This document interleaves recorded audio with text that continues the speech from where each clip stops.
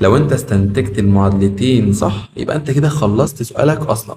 تمام، يبقى كل الفكرة هنا يا جماعة في السؤال ان انت ازاي تفهم الجملة التانية. انما الجملة الاولى سهلة جدا. قال لك عددان مجموعهم 53، كلام جميل.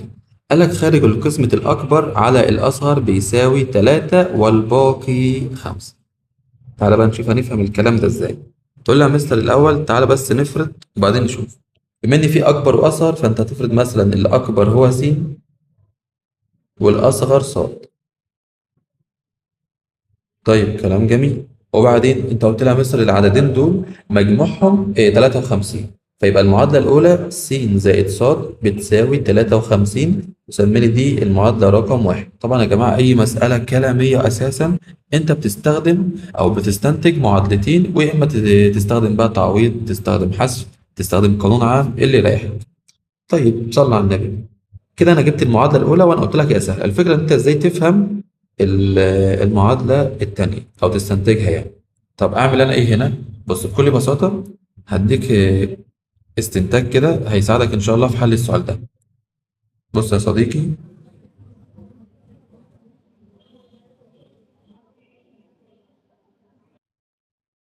بيقول ايه هو. بص بما ان في موضوع في مقسوم وفي مقسوم عليه وفي خارج قسمه وفي باقي، فانا لازم اوضح لنفسي انا هستنتج المعادله ازاي. فانت عندك المقسوم عشان نقدر نجيبه هنقول بيساوي خارج القسمة في المقسوم عليه زائد الباقي. تقول لي يا مستر معلش أنا مش فاهم. أقول لك بص صلي على النبي. تعالى نيجي هنا كده أوضحها لك بكل بساطة. لو أنا قلت لك مثلا أنا عايزك تقسم لي 43 على الستة، هتقول لي يا مستر ما ينفعش. أقول لك طب إحنا كنا بنعمل إيه؟ كنا بنجيب رقم قريب من ال 43 ويبقى الاسم على الستة. فأنت هتقول لي ال 42 اللي هي 6 في 7 بتساوي 42. طيب يبقى أنت كده عندك الناتج كام؟ الناتج هيبقى 7. خلي بالك الناتج هيبقى 7 والباقي كده كام؟ ما هي كانت 43 أنت خدت منها 42 فالباقي كده واحد. فخلي بالك بقى الباقي واحد والناتج 7 ومن المقسوم المقسوم هو 43. تعالى بقى نطبق القانون كده شوف هنعرف نستنتجه ولا لأ. هات خارج القسمة واضربه في المقسوم عليه. خارج القسمة طبعا يا جماعة اللي هو الناتج، والناتج 7. خارج القسمة كام؟ اللي هو السبعة. في المقسوم عليه مين المقسوم عليه؟ اللي هو الست، يبقى 7 في 6 زائد الباقي اللي هو واحد. تعالى كده نكتبها 7 في 6 زائد دي في ماشي زائد واحد. 7 في 6 ب 42 زائد واحد 43. وبكده انا وصلت للمقسوم عليه، ودي اللي القاعدة أو القانون اللي أنا كتبته. إن شاء الله تكون واضحة وبسيطة. بس كده أنت يعتبر خلصت. مين المقسوم؟ قال لك خارج قسمة الأكبر، والأكبر أنت قلت لي هو س. فخلاص يبقى السين بتساوي خارج القسمة اللي هو قال لك يساوي 3 أهو يا جماعة، 3 والباقي 5.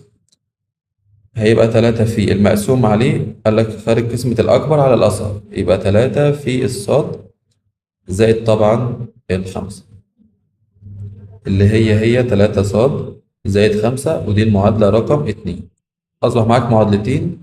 عايز بقى تحل بالحذف بالتعويض اللي يريحك. أنا هنا هحل بالتعويض لأن السين جاهزة يعني لوحدها هنا.